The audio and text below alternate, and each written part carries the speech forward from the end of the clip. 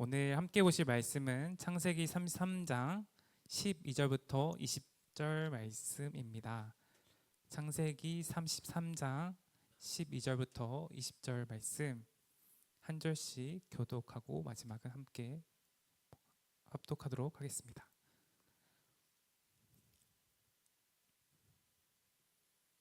네, 다 찾으신 줄 알고 제가 먼저 읽을게요. 에서가 이르되 우리가 떠나자 내가 너와 동행하리라.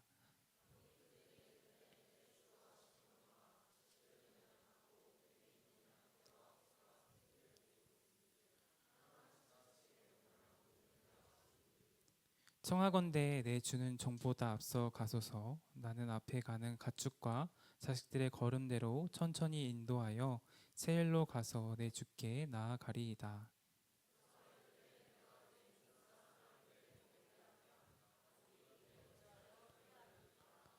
내 주께 은혜를 얻게 하소서. 아멘. 이날에 에서는 세일로 돌아가고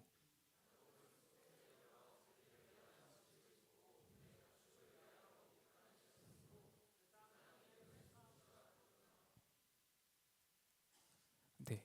야곱이 밧단 아람에서부터 평안히 가나안 땅 세겜 성읍에 이르러 그 성읍 앞에 장막을 치고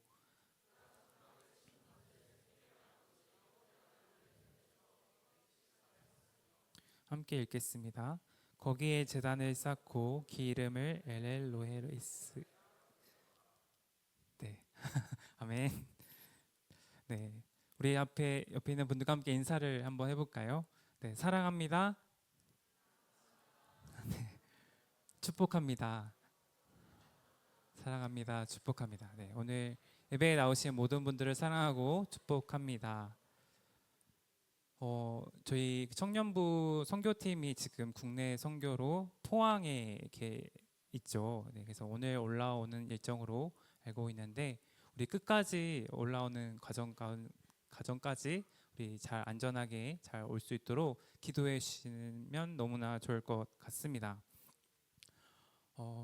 아까 전에 제가 그 마음의 예배 때 나만의 신앙의 원칙이 있다면 무엇인가요? 라는 거를 제대로 듣지 못해서 혹시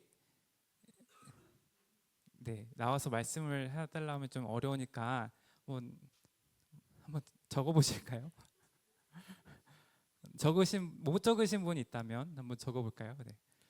어떤 내용을 썼을지 참 궁금하지만 한번 적어보고 제가 이 질문을 가지고 여러 사람들에게 한번 물어봤어요. 신앙의 원칙이 있으신가요? 라고 물어봤을 때 많은 지분을 차지하고 있는 게 주일 성수를 지키는 것이었습니다. 네, 여기도 공감하시는 분들이 계신가요? 주일 성수를 지키는 것이 신앙의 원칙입니다라고 하시는 분들도 있을 것 같기도 하고. 네. 근데 어제 또 특이한 건 아니고요. 네, 재밌는 분이 이렇게 얘기해 주셨는데 재미있는 답변은 아닌데 그분의 신앙의 원칙 중에 하나가 이렇게 목사님을 잘 섬기는 것이 있더라고요. 네, 그래서 이런 것도 있구나. 되게 특이한 건 아니고 네, 있었어요. 네, 훌륭하죠. 네, 훌륭한 분이 있었습니다. 네, 이처럼 여러 가지 신앙 원칙이 있었던 것 같아요. 여러 가지 상황과 여러 가지 모습으로 신앙의 원칙을 지키고 계시는 분들, 오늘은 엘로헤 이스라엘이라고 하는 제목으로 말씀을 나누려고 합니다. 아마 이 설교 영상이 제 알기로는 주중에 업로드가 되는 것으로 알고 있는데요. 그래서 이 업로드가 되어진다면 아마도 뭐 한 10% 정도 가능성으로 저희 아버지께서도 보실 수도 있어요. 그래서 언급을 한다는 게 조금 조심스럽지만 한 가지를 말씀드리면 최근에 제 결혼을 가장 기뻐하신 분이 저희 아버지이셨습니다. 네, 결혼 전에는 부모님을 찾아뵈면 가장 많이 던지셨던 질문이 언제쯤 결혼할 거니? 라는 그런 거였거든요. 네, 그래서 결혼을 했으면 하는 분위기와 뉘앙스를 항상 내비치셨던 분께서 이렇게 뭐 그런 상황이 질문이 싫다기보다는 그걸 들을 때마다 보이지 않는 기준이 제 안에 좀 생기는 걸 느꼈기 때문에 좀 부담이 되어 왔었습니다. 그리고 이제 결혼을 하고 이제 처음 이제 명절 때 인사하러 가니까요. 그렇게 좋아하시는 모습을 보면서 좀 덜 미안한 자식이 되어서 얼마나 감사한지 몰랐었습니다. 근데 좀 반전이 있었습니다. 이번에는 이제 아내 쪽 이제 친척 집에 이제 인사드리러 가는데 저로 인해서 피해를 보신 분이 계셨어요. 바로 제 또래 사촌 이제 사촌분이 계셨고 찬영이랑 뭐 하은이랑 이렇게 결혼을 벌써 했는데 넌 언제 할 거니?라는 이제 이야기를 하시는 거죠. 네, 그때 아주 죄송했고 미안했습니다. 어, 이렇듯 네, 우리는요 계속해서 뭔가 도착점에 대한 질문들 속에 살아가는 것 같습니다. 대학교 입학 전에는 입시에 대한 도착점에 대한 질문을 하고요. 입학 후에는 학점에 대한 도착점, 졸업하고 난 이후에는 취업에 대한 도착점, 취업 이후에는 뭐 결혼 같은 것들도 있겠죠. 이런 질문들은 전부 하나의 메시지를 좀 담고 있는 것 같습니다. 너 지금 어디까지 왔니? 어디까지 가고 있니? 아직도 거기니? 아직도 거기밖에 못 갔니? 와 같은 삶의 마치 목적지를 향해 달리는 열차처럼 여겨지고 그 열차가 얼마나 빨리 어디까지 도착했는가가 성공인지 실패인지를 판단하는 기준이 되어 가고 있죠. 그런데 오늘 말씀을 묵상하면서 들었던 질문이 있다고 한다면 이런 생각과 좀 반대로 우리에게 건네주고 있는 것이 있었습니다. 그 질문은 바로 어떻게 그곳에 도착했는지를 얼마나 중요하게 여기고 있니라는 것이었습니다. 오늘 창세기 33장 이 본문을 보면요. 야곱이 마침내 약속의 땅 가나안의 세겜이라고 하는 곳에 도착하게 되어집니다. 그리고 성경은 이 여정을 아주 짧게 한 문장으로 요약을 하고 있는데요. 창세기 33장 18절 말씀입니다. 우리 함께 읽어볼까요? 시작. 평안히 가나안 땅 세겜 성읍에 이르러 그 성읍 앞에 장막을 치고. 네. 평안히 가나안 땅 세겜 성읍에 이르러가 보이시죠? 네, 보이시겠죠? 네, 보이시죠? 네. 단순히 이건요 도착했다라는 의미가 아닙니다. 평안히 도착했다라고 이야기를 하고 있죠. 여러분 지금까지 여러분들이 걸어온 인생 길에는 이 평안이라는 단어가 붙으실 만한 삶을 보내고 계셨나요? 아, 내 인생은 평안했다라고 생각이 드는 인생을 살아가고 계십니까? 네.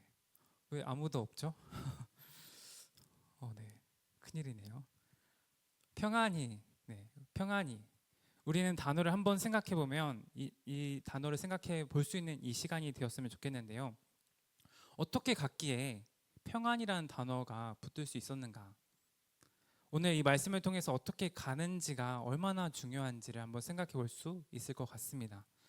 하나님과 함께 걷는 길이 어떤 길인지, 왜 편안보다 평안을 구해야 하는지를 함께 나누려고 합니다. 야곱이 도착한 세겜은요, 단순한 지명이 아닙니다. 그곳은 하나님께서 아브라함과 이삭과 그리고 야곱에게 약속하신 언약의 땅 가나안이라고 하는 곳에 있는 지역입니다. 야곱이 그 땅을 떠나서 도망간 지 20년 만에 드디어 약속을 따라서 다시 돌아온 상황이란 거죠. 그런데 그 여정이 어땠을까라는 사실을 생각해 보자라는 겁니다. 이곳 18절 말씀에 보면 밧단 아람에서부터 가나안 땅 세겜 성읍에 이르렀다고 말씀을 하고 있죠. 밧단 아람이라고 하는 이 지역은요, 흔히 하란 땅이라고 불리는 곳입니다. 하란 땅에 대해서 우리 너무나 잘 아실 거라고 생각을 하는데요. 아브라함이 부르심을 받기 전에 머물렀던 땅이었죠. 아브라함이 갈대아 우르라는 지역에 살아가기 전 그곳에 하란으로 이주를 하고 그러고 나서 이렇게 가나안 땅으로 향해 가게 되죠.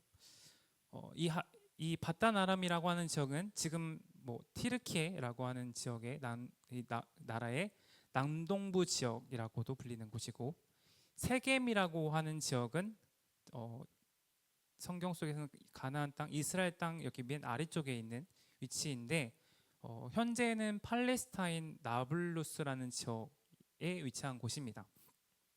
제가 지도를 준비했어야 되는데 준비성이 좀 부족해서 네. 그래도 지리 잘 아시잖아요. 네. 아시죠? 말씀드리면 딱 지도가 그려지잖아요. 네. 믿고 네, 말씀을 드리는 거예요. 근데 이 거리가요.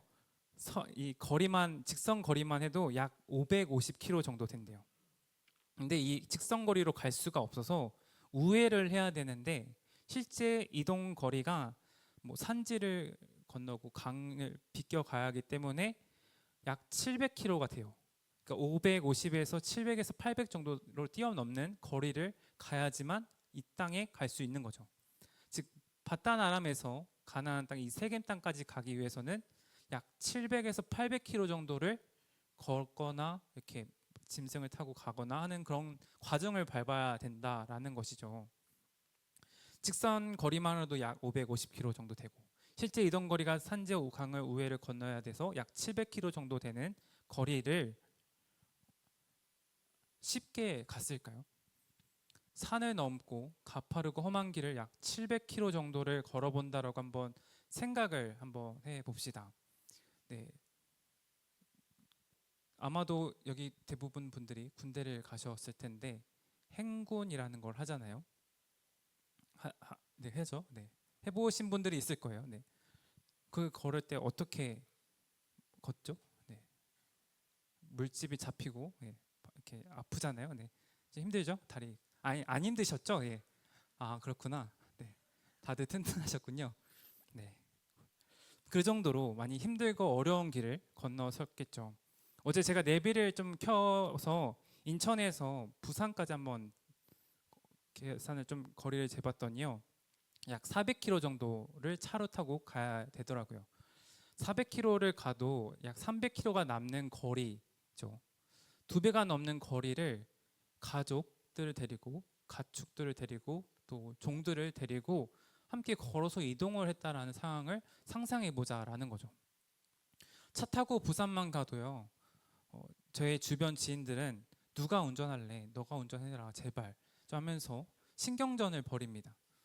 그런데 그 먼 거리를 차로 가도 힘들고 어렵다라고 생각하는 그 길을 차도 없고 길도 제대로 포장되지 않는 곳, 보호 장치도 없는 그 시대에 가족과 짐을 다 이끌고 그것도 군사 뭐 이런 보호할 수 있는 군사들도 하나도 없이 이동한다라는 것이 정말로 편안한 또는 평안하다라고 말할 수 있는 길이었을까요? 더군다나 당시에는 맹수나 강도 같은 위험 요소들이 도처에 있던 시절이었습니다. 사람들은 늘 목숨을 걸고 이동을 해야 했어요. 그렇게 보면요, 야곱의 여정은 결코 안락하고 편안한 길이 아니었다라는 것이죠. 그런데 성경은요, 오늘 우리가 읽은 것처럼 18절 말씀에 평안히 가나안 땅 세겜 성읍에 이르러라고 이야기를 하고 있습니다. 평안히, 여러분 어떻게 이런 표현이 가능할까요? 그 여정은 편하지 않았고 상황은 녹록치 않았고 라반 형 에서와 만남을 통해 알다시피 불안정했습니다. 그런데도 성경은요, 이 여정을 평안히 이르렀다라고 정리를 하고 있다라는 거죠. 그 이유는 하나입니다. 하나님이 그의 걸음을 지키셨기 때문이죠. 우리가 야곱의 인생을 한번 돌아보면서 하나님이 그의 걸음을 어떻게 지키셨는지 한번 살펴보고자 하는데요. 첫 번째로 라반의 위협에서 지켜주신 하나님을 볼 수가 있습니다. 야곱은요, 하나님의 명령에 따라 외삼촌 라반을 떠나게 되어집니다. 야곱이 떠나올 때요, 외삼촌 라반요 굉장히 분노했어요. 야곱이 가족과 재산을 데리고 몰래 떠났기 때문이에요. 야곱은 오랜 시간 라반 밑에서 고된 세월을 보냈지만요, 결국 떠날 때는요 눈치를 볼 수밖에 없는 위치에 있었어요. 라반은 야곱을 쫓아왔고 군사까지 이끌고 쫓아옵니다. 자신의 딸들과 손자, 손녀들, 그리고 야곱이 얻은 가축들까지 그 모든 것이 라반의 것이라고 생각했기 때문에 그는 자신의 소유욕과 분노로 야곱을 붙잡으려고 해요. 하지만 그때 하나님께서 라반의 꿈에 개입을 하십니다. 31장 24절 말씀인데요. 너는 야곱에게 선악간에 말하지 말라라고 말합니다. 하나님의 이 한마디가 라반의 분노를 잠재웠어요. 그리고 이 라반은요, 결국 아무것도 하지 않고 인사하고 돌아갑니다. 여러분, 야곱이 그날 살아남을 수 있었던 건요, 그가 깨가 남아서, 그가 능력이 출중해서가 아니라 하나님이 그의 여정 가운데 개입하셨기 때문입니다. 하나님은 그의 약속을 지키기 위해서 야곱의 안전을 책임지셨던 것이죠. 두 번째는요, 절뚝거리며 하나님을 의지하게 된 야곱에 대한 이야기 속에서 살펴볼 수가 있습니다. 또 하나의 중요한 사건이 있었는데요. 자신을 죽이고자 해왔던 에서와 그를 속여서 도망자의 삶을 살았던 야곱의 화해의 만남 속에서 살펴볼 수가 있습니다. 동생 야곱이요, 저기 땅에서 온다라는 말을 듣고 에서는 400명의 사병을 데리고 오죠. 이건 지난 제가 창세기 이야기할 때 나왔던 내용들인데, 척후로부터 그런 이제 400명의 군사들이 온다, 에서가 오고 있다라는 소식을 들은 야곱은 두려움을 느끼지 않을 수 없었겠죠. 그래서 그는 형 앞에서 7번이나 땅에 엎드려 절을 할 정도로 그에게 최대한 공손함, 그에 대한 최대한 낮은 자세를 취하면서 나아갑니다. 그런데도 뜻밖에도 에서는 달려와서 두 팔을 벌려 야곱의 목을 끌어안고 입을 맞추며 그를 맞이하죠. 어떤 때는 생각해 보면요, 말보다 몸짓이 훨씬 많은 것들을 전달할 때가 있죠. 형제들은 지난날에 대한 이야기를 한마디도 하지 않았지만 절을 하는 동생의 모습을 보면서 형은 동생의 진심을 이해했고, 자기를 얼싸하는 형의 온기를 느끼며 동생은 또 형의 마음을 알아차렸습니다. 둘은 함께 이제 끌어안으며 울죠. 그 눈물은 엎드림과 얼싸안음이 만날 때 터져나온 화해의 샘물이라고 표현할 수도 있을 것 같아요. 하지만 이 에서와 야곱의 화해에는요, 식구들을 앞서 보내놓고 이 야복 강가에 나와서 엎드린 채 밤을 맞았던, 그러다가 하나님의 사자가 더불어 씨름을 하고 엉덩이 뼈를 다치면서까지 축복을 구하던 이 야곱, 그 어두운 밤이 없었다고 한다면 이 화해는 불가능했을 겁니다. 속이는 자라는 뜻의 이름이었던 이 야곱이 하나님과 겨루어 이긴 자라는 뜻의 이스라엘로 호명이 되어졌던 그 순간에 하나님은 에서의 마음을 건드리셨던 거죠. 이들의 형제의 화해 가운데 하나님의 손길이 있었다라고 말할 수 있는 겁니다. 이처럼 하나님의 도우심이었어요. 야곱은 지난날에 가로챘던 이 축복을 되돌려주고 싶어서 형에게 자신의 재산을 일부를 드리고 싶다고 이야기를 합니다. 에서는요, 반대로 여러 차례 거절을 해요. 아니야 괜찮아 하면서 거절을 합니다. 그리고 끝내 동생의 간청을 받아들이죠. 호의를 받아들인 것을 용서의 표징으로 삼고 싶었던 이 동생의 마음을 헤아렸기 때문이었습니다. 이 일 이후에 에서는요, 이 야곱에게 자신과 함께 가자, 갈 길을 함께 가자, 서두르자라고 말을 합니다. 그는 막 들떠 있었어요. 하지만 야곱은요, 차분히 이야기를 합니다. 그는 어린 아이들과 새끼 달린 양떼와 소떼를 하루만이라도 지나치게 빨리 몰고 가면 다 죽을 거예요 하면서 형님 먼저 가세요 하면서 보내요. 괜찮습니다. 함께 가지 않아도 돼요. 군사들 안 보내셔도 돼요. 괜찮습니다라고 보내요. 이유와 그럴듯하지만 어쩌면 우리는 좀 당황하지 않을 수 없는 상황이 이르렀어요. 그렇게 앞서서 감동적인 화해 이야기가, 화해의 모습이 장면이 펼쳐진 이후에 동행으로 끝나지 않기 때문입니다. 동생을 받아들이려고 하는 이 형 에서의 행동에 비해서 야곱은 왠지 두려움을 떨쳐버리지 못한 것처럼 비춰지고 있어요. 형과 같이 가면 또 다시금 옛날에 감정이 끌어올리지 않을까? 형이 다시금 나에게 복수를 하지 않을까라는 두려움이 있을 수도 있겠죠. 너무나 잘 알다시피 20년 전 야곱은 형 에서를 속이고 장자권과 축복을 가로챘습니다. 그때 에서는요, 아버지가 죽으면 이 야곱을 죽이겠다, 반드시 죽이겠다라고 말할 정도로 경로를 했었어요. 그러나 지금 에서는요, 분노가 아니라 눈물로 야곱을 맞이했죠. 게다가 같이 가자, 내가 앞장서겠다라는 말은 야곱을 환대하고 보호하겠다는 이 에서 형의 의지를 보여주고 있는 대사죠.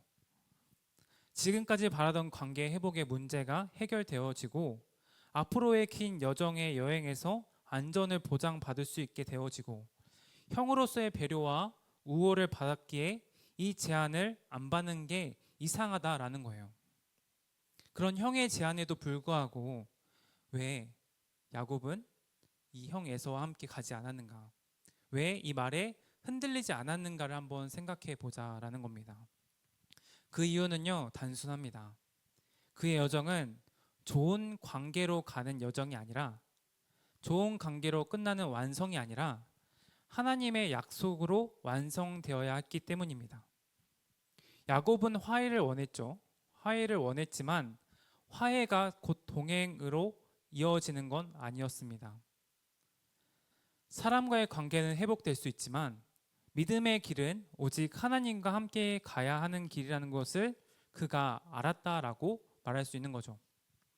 다시 본문으로 돌아와서요, 에서는 길을 떠나 세일로 돌아갔고 야곱은 숫곳이라고 하는 곳으로 갑니다. 그런데 이 야곱이 간 숫곳이라는 곳에 주목할 필요가 있어요. 18절 말씀을 보면 야곱이 결국 정착한 곳은 세겜성 앞이라고 말을 합니다. 그렇다면 야곱이 숫곳이라는 곳에 잠시 머물다가 세겜으로 이주했다라는 말이 되는 걸까요? 라고 우리 생각을 해볼 수 있지만 정확한 실상은 알기 어렵습니다. 하지만 이 숫곳이라는 말이 초막이라는 뜻을 가지고 있음을 좀 생각해 보면 유추는 해볼 수가 있습니다. 17절을 보면요, 야곱이 자기들이 살 집을 짓고 짐승이 바람을 피할 우리를 지었기 때문에 그곳 이름이 숫곳이 되었다라고 말을 하고 있습니다. 지리적으로 보면요, 야곱은 세겜성 이 안에 정착된 곳으로 보이는데요. 하지만 그곳을 가리켜 숫곳이라고 한 까닭은 그곳에서 반정착민으로 살아야 했던 야곱의 처지를 가리키고 있는 것 같아요. 그리고 이런 모습을 보면서 사실 우리들의 삶의 자리도 숫곳이지 않을까 생각이 듭니다. 약속의 말씀을 붙들고 걷지만 여전히 우리는 아직 도착한 건 아니에요. 여러분들의 삶이 끝난 건 아니잖아요. 우리도 이 땅에서 초막을 짓고 하나님의 인도하심을 따라 걷는 나그네된 자들이라고 표현할 수 있을 것 같아요. 야곱은 자기가 장막을 친 밭을 세겜의 아버진 하몰 가문으로부터 약 은 100냥을 주고 샀습니다. 그의 할아버지인 아브라함이 아내 사라의 매장지를 마련하기 위해서 막벨라라는 굴을 구입했던 것과 유사한 장면을 보여주고 있어요. 야곱이 밭을 구입한 것은요, 하나님의 약속이 실현되었음을 암시해주고 있다라고 이야기를 합니다. 과거에 형을 피해 달아나던 야곱에게 나타나신 하나님께서 몇 가지 약속을 하셨는데, 첫 번째가 함께 있겠다, 두 번째가 지켜주겠다, 세 번째가 이 땅으로 다시 데려오겠다 라는 말이었어요. 우여곡절을 겪으면서 살아왔던 인생이었지만 돌아보면 하나님이 야곱에게 어떻게 약속을 지키셨는지를, 약속이 이렇게 실현되어졌는지를 이 과정을 통해서 깨달았다라고 생각해 볼 수 있겠죠. 이 상황 가운데서 하나님이 나를 이렇게 지켜주셨구나, 함께 있으셨구나, 이 땅에 다시 보내주셨구나, 다시 데려와 주셨구나 라는 것을 이 땅을 사면서 확인할 수 있었겠죠. 야곱이 밧단 아람에서부터 평안히 가나안 땅 세겜 성읍에 이르러 그 성읍 앞에 장막을 치었다라고 하는 것은요, 그 여정을 평안이라고 기록할 수 있었던 건요, 오늘 우리 대부분 편안한 삶을 추구하고 있지만 돈이 있으면 편안한 삶을 살 수 있고 일이 잘 풀리고 또 사람들이 평화롭고 불편함이 없는 삶을 살아간다면 편안이라는 삶을 살아간다라고 말할 수 있죠. 기술이 발전이 되어지고 과학적인 시스템이 도입되어서 이곳에 지금 제가 땀을 조금 흘리고 있는데 에어컨이 나와서 저에게 도움을 주고 있는, 편안함을 주기도 하는, 침대가 있어서 우리가 잠을 잘 때 허리가 좀 덜 베기게 하는 편안함을 추구할 수 있는 삶을 살아가고 있지만, 그런데도 편안함은 이처럼 가질 수 있어도 평안함은 그렇게 가질 수 없음을 생각해 볼 수가 있습니다. 이재철 목사님이라고 아시나요? 그 목사님이요, 이런 말을 하셨어요.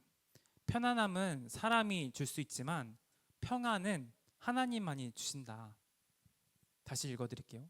편안은 사람이 줄 수 있지만 평안은 하나님만이 주신다.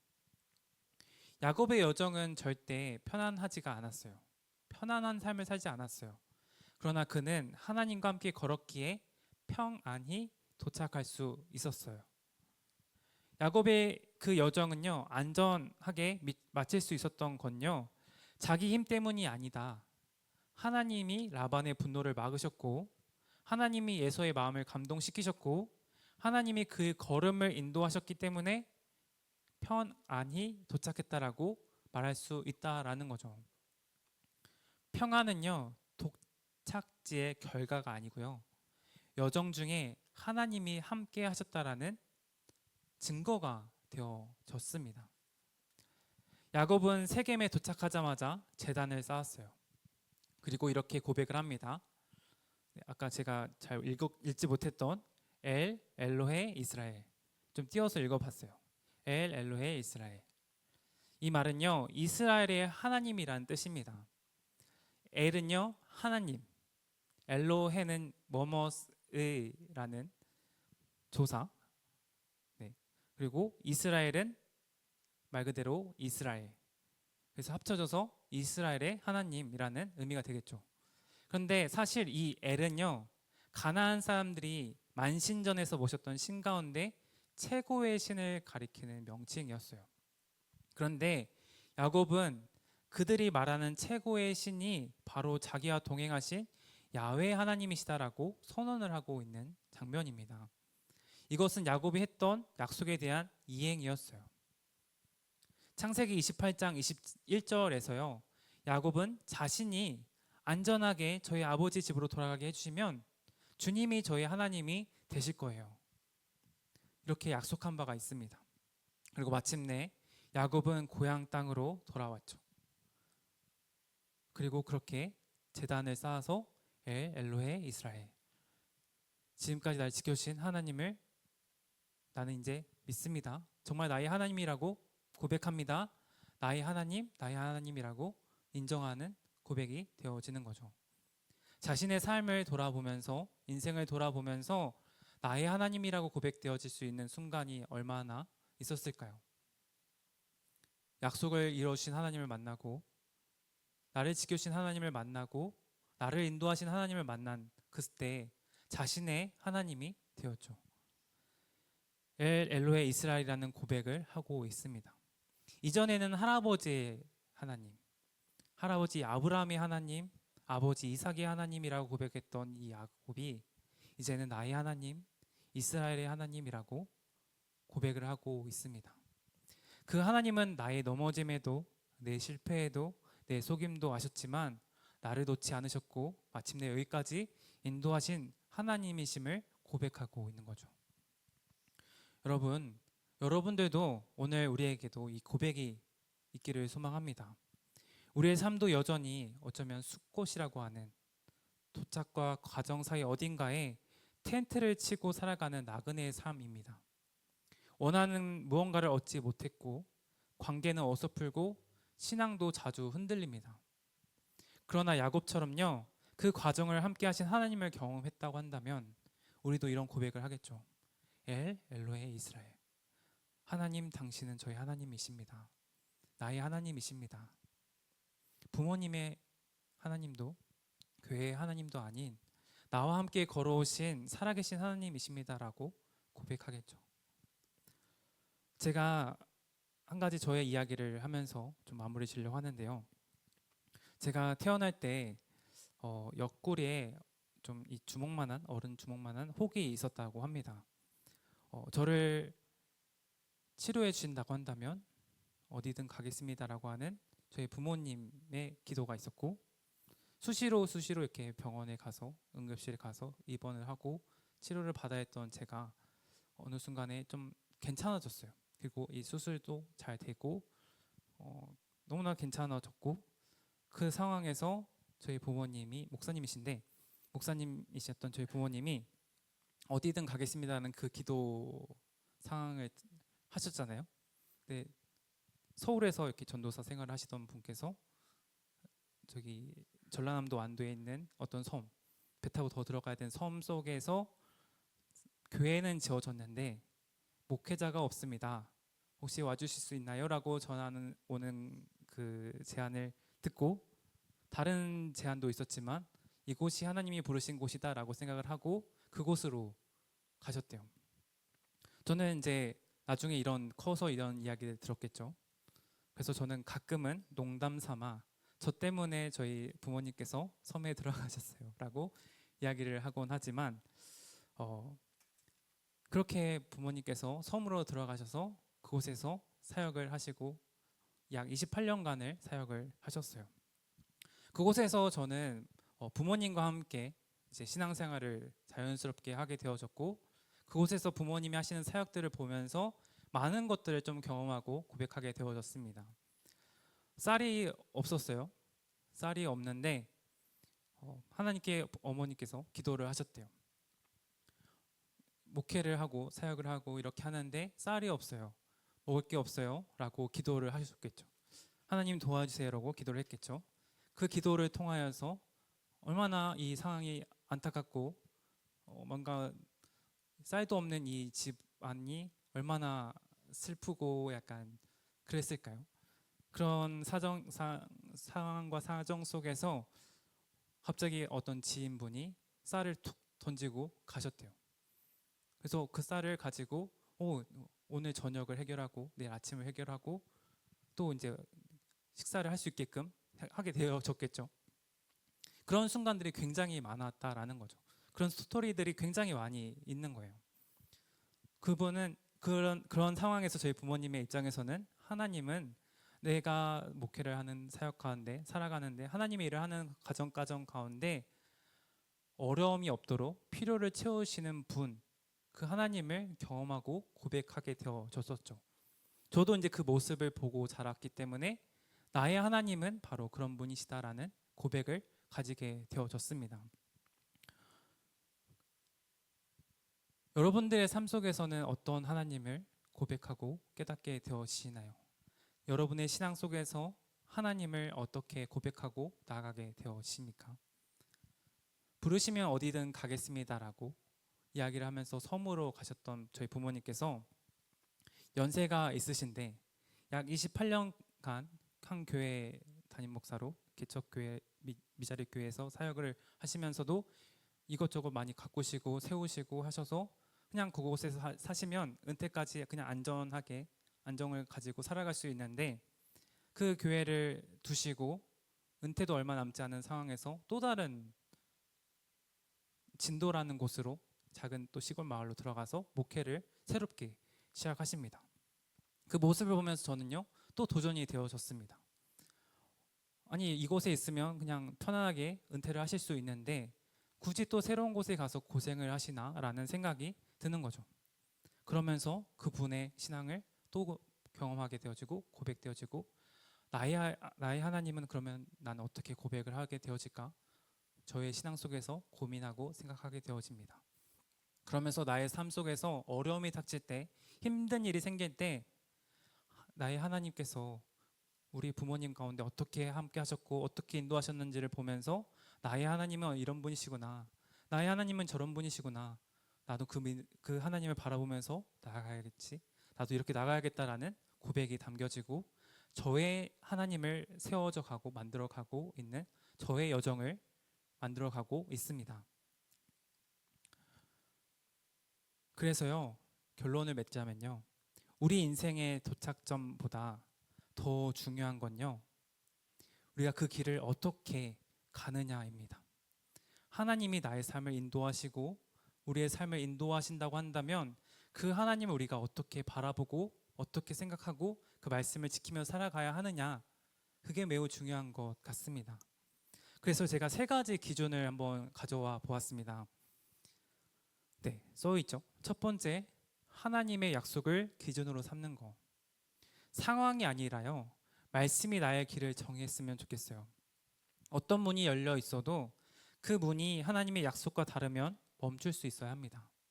두 번째는요, 걸음의 속도를 하나님께 맞춰보는 거예요. 다른 사람과 비교하지 않고요, 다른 사람보다 느릴 수가 있습니다. 때로는 늦은 것처럼 보이기도 합니다. 그러나 하나님은 내 걸음에 맞춰 함께 걸으시는 분이십니다. 빠르게 가는 게 중요한 게 아니고요, 누구와 함께 걷느냐가 중요하다라는 거예요. 세 번째, 목적지가 다르면 멈추시기 바랍니다. 아무리 평화로 보이고 그곳이 좋아 보인다 할지라도, 유익해 보여도 그것이 하나님이 언약한 길이 아니라고 한다면 멈출 수 있는 용기도 필요합니다. 형과의 동행보다 하나님과의 언약이 더 중요했던 야곱이 세일 땅을 가는 게 아니라 세겜 땅을 향해 가는 선택을 했던 것처럼, 그 길이 험난하고 어려운 길을 걷는 것이었음에도 불구하고 형 에서와 같이 가면 400명의 이 용사들이 나를 지켜주고 보호해주고 이끌어줄 수 있다. 또 세일 땅도 엄청 화려한 도시거든요. 그곳에서 편안함과 유익을 얻을 수 있는 삶에도 불구하고 하나님과의 한 약속을 지키고 하나님 약속을 기억하면서 나아가는 신앙을 선택했던 것처럼, 여러분들의 신앙 가운데 여러분들의 신앙을 만들어가면서 나의 하나님을 붙잡고 살아가는 삶이 되어지기를 소망합니다. 지금 여러분의 삶은 아직 도착하지 않았어요. 여전히 숲곳이라고 하는 곳에서 나그네의 삶을 살아가는 저와 여러분들입니다. 그 속에서 하나님은 함께 하십니다. 약속의 여정을 걷는 자에게 하나님은 평안을 주시는 분이십니다. 물론 그 길이 편안하진 않을 수 있습니다. 하지만 그곳을 따라서 하나님과 동행하는 길은 평안이라는 길을 이끌어가게 합니다. 그리고 그 여정 속에서 우리는 마침내 하나님을 나의 하나님이라고 고백하게 되어지는 예배의 삶을 살아가는 삶을 살 수 있다라는 것을 믿기를 소망합니다. 우리 함께 찬양하면서 나아가기를 원하는데요. 지금 우리가 함께 고백할 찬양의 가사는요, 좀 심오한데 어린이 찬양임인데요. 그래서 되게 직접적인 가사 전달이 되어집니다. 대신 읽어드릴게요.